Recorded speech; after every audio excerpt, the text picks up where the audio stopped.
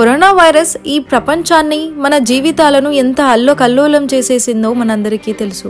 ఒక్కసారి ఊహించుకోండి, కోవిడ్ కన్నా డేంజరస్ వైరస్ ఫ్యూచర్ లో ఇంకోసారి వస్తే ఎలా ఉంటుందో ఊహించుకోవడానికి చాలా భయంగా ఉంది కదా. కానీ ఆల్రెడీ చైనాలో ఆ వైరస్ వచ్చేసింది. అది మిస్టీరియస్ నిమోనియా. ఈ వైరస్ కి చైనాలో ఆల్రెడీ ఎంతో మంది బలవుతున్నారు. ఇంతలోనే ఇండియాలో కోవిడ్ సబ్ వేరియంట్ గా JN.1 విజృంభిస్తుంది. ఇప్పటికీ ఇండియాలో 5 మంది చనిపోయారు, 350కి పైగా కేసులు నమోదయ్యాయి. అయితే చైనాలోని మిస్టీరియస్ నిమోనియా ఈ JN.1 వేరియంట్ ఒకటేనా? వీటి లక్షణాలు ఎలా ఉంటాయి? వీటికి ఎలాంటి జాగ్రత్తలు తీసుకోవాలి? ప్రపంచంలో అసలు ఎన్ని వైరస్లు ఉన్నాయి? ఇంకా మనం వైరస్లని జయించలేమా? HIV కూడా ఒక వైరస్ నుండే వచ్చిందని తెలుసా మీకు? అసలు వైరస్లు ఎందుకు ఇంత త్వరగా వ్యాప్తి చెందుతాయి? వాటికి గల కారణాలేమిటి? ఇవన్నీ ఈ వీడియోలో మనం తెలుసుకుందాం. అయితే ఈ నిమోనియా లాగా వచ్చే వ్యాధికి కోవిడ్ లో ఎలా అయితే రోడ్లపై కుప్పల్లా పడిపోయారో అలానే జరుగుతుంది ఇప్పుడు చైనాలో. కోవిడ్ అనేది మన లైఫ్ లోకి ఒక అతిథి లాగా వచ్చి మన జీవితాలను అల్లకల్లోలం చేసేసింది. అలాంటి మరొక వైరస్ అంటే ఇంకేమైనా ఉందా? ఒక్కసారి ఊహించుకోండి మన ఫ్యూచర్ ఎలా ఉండబోతుందో. ప్రపంచంలో ఉన్న అన్ని న్యూక్లియర్ బాంబుల కంటే కూడా ఈ కనిపించని వైరస్లే చాలా డేంజరస్. మీకు తెలుసా, ప్రపంచం మొత్తంలో ఉన్న కోవిడ్ వైరస్ ని ఒక చిన్న హనీ బాటిల్లో పట్టించొచ్చు. ఎందుకంటే వైరస్లు చాలా చిన్నగా ఉంటాయి. వాటిని మైక్రోస్కోప్ లో మాత్రమే చూడగలము.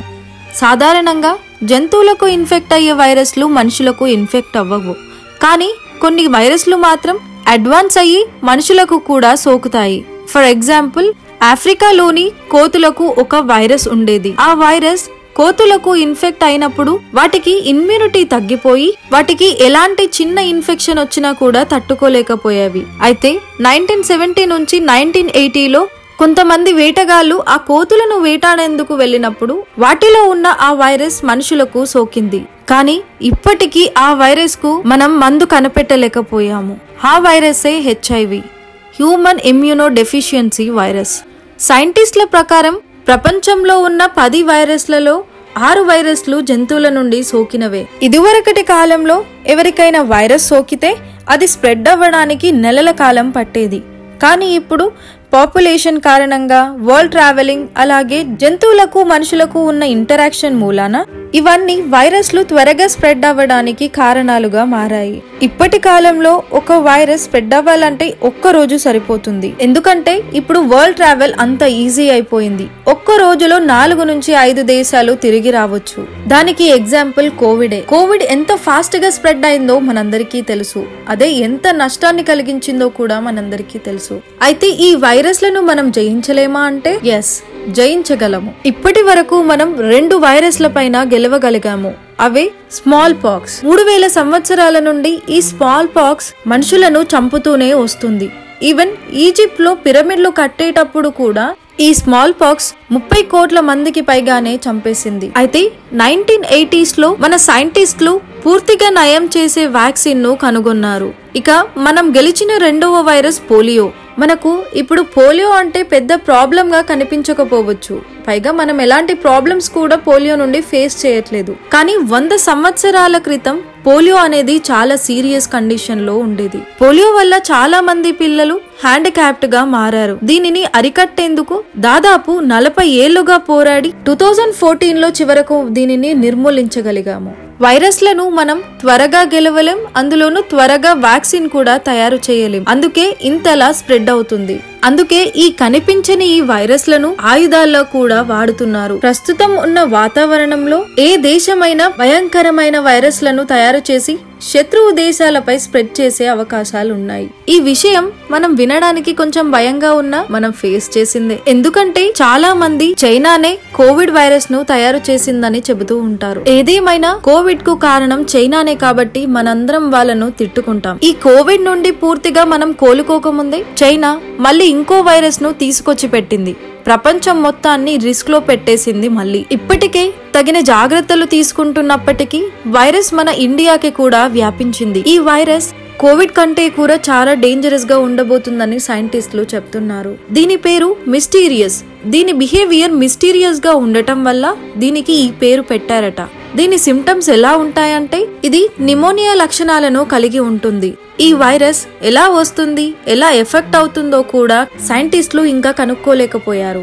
అయితే ఈ వైరస్ మొదటి కేస్ November 13, 2023 రిపోర్ట్ అయిందని చైనా నేషనల్ హెల్త్ కమిషన్ తెలిపింది. ఈ వైరస్ ఎక్కువగా చైనా క్యాపిటల్ అయిన బీజింగ్ సిటీలో ఆ చుట్టుపక్కల ప్రాంతాలలో ఎక్కువగా వ్యాపిస్తుంది. ఈ వైరస్ ఎక్కువగా చిన్న పిల్లలను ఎఫెక్ట్ చేస్తుంది. అలానే చైనాలో ఇప్పటికీ రోజుకి 1200 మందికి పైగా హాస్పిటల్లో జాయిన్ అవుతున్నారు. ఈ విషయం తెలుసుకున్న WHO అలర్ట్ అయ్యింది.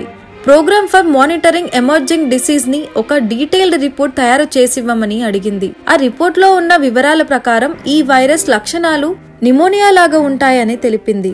అయితే నిమోనియా అంటే ఏమిటంటే లంగ్ ఇన్ఫెక్షన్. దీని వలన ఊపిరి ఆడకపోవటం వంటి సమస్యలు వస్తాయి. యూజువల్ గా నిమోనియా బ్యాక్టీరియా వల్ల గాని, కొంతమందికి చల్లటి పదార్థాలు తిన్నా కూడా వస్తుంది.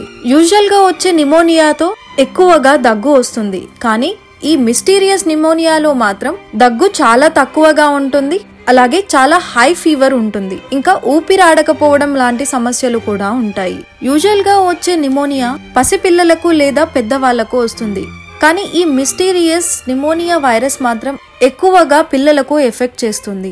అయితే ఆ రిపోర్ట్ లో ఇంకా ఏముందంటే ఈ మిస్టీరియస్ నిమోనియా వైరస్ ని డయాగ్నోస్ చేయలేమని, అంటే ఇంకా ఈ వైరస్ కు ట్రీట్మెంట్ రాలేదని, దానిపైన ప్రయోగాలు చేస్తున్నట్టుగా తెలిపారు. దీన్ని బట్టే మనం అర్థం చేసుకోవచ్చు ఇది ఎంత డేంజరస్ గా ఉండబోతుందో. పైగా వైరస్ కాబట్టి ఎంత త్వరగా వ్యాప్తి చెందుతుందో మనందరికీ తెలుసు. అయితే ఇండియాలో వచ్చిన కోవిడ్ సబ్ వేరియంట్ JN.1 యొక్క లక్షణాలు ఇలా ఉంటాయి. ఎక్కువగా ఫీవర్ రావటం, జలుబు చేయటం, చాలా హెడ్ఏక్ రావటం, గొంతు చేదుగా అనిపించడం, ఇంకా కొంచెం డైజెషన్ ప్రాబ్లమ్స్ కూడా రావడం. అయితే ఈ మిస్టీరియస్ నిమోనియా ఇంకా ఈ JN.1 వేరియంట్ కూడా సేమా అని ఇంకా సైంటిస్టులు తెలపలేకపోయారు. ఇప్పటికే చైనాలోని ప్రజలు ఇంత డేంజరస్ సిచ్యువేషన్ లో ఉన్నా కూడా చైనా మాత్రం ఇది కేవలం లంగ్స్ కి సంబంధించిన ఇన్ఫెక్షన్ అనే చెబుతుంది. ఆల్రెడీ చైనాలో లాక్డౌన్ సిచ్యువేషన్ కూడా వచ్చేసింది. స్కూల్స్ కూడా మూసివేశారు. ఏదేమైనా ఈ పరిస్థితి నుండి ఏ దేశమైనా, అన్ని దేశాలైనా త్వరగా కోలుకోవాలని మనం కోరుకుందాం. మీరు మాత్రం తగిన జాగ్రత్తలను తీసుకోండి. పక్కాగా మాస్క్ వేసుకునే బయటకి వెళ్ళండి. ఏం జరగదులే అని మాస్క్ వేసుకోకుండా వెళ్తే మనకి ఆ వైరస్ వచ్చినా కూడా మనకు ఎఫెక్ట్ అవ్వకపోయినా మన నుండి వచ్చే వాళ్ళకి ఎఫెక్ట్ అవ్వచ్చు. సో మనందరం జాగ్రత్తగా ఉంటే అందరం కాపాడుకోగలం. ఒక COVID-19 వైరస్ వచ్చే మన జీవితంలో 2 years ని డిలీట్ చేసేసింది. ఇప్పటికీ ఆ కోవిడ్ వైరస్ ని మనం నిర్మూలించలేకపోయాము. ఈ వైరస్లు ఎక్కువగా చలికాలం సమయంలో ఇన్ఫెక్ట్ అవుతున్నాయి. సో మనం ఇప్పుడు జాగ్రత్తగా ఉంటే దాని ఎఫెక్ట్ మన పైన తక్కువగా ఉండే అవకాశం ఉంటుంది.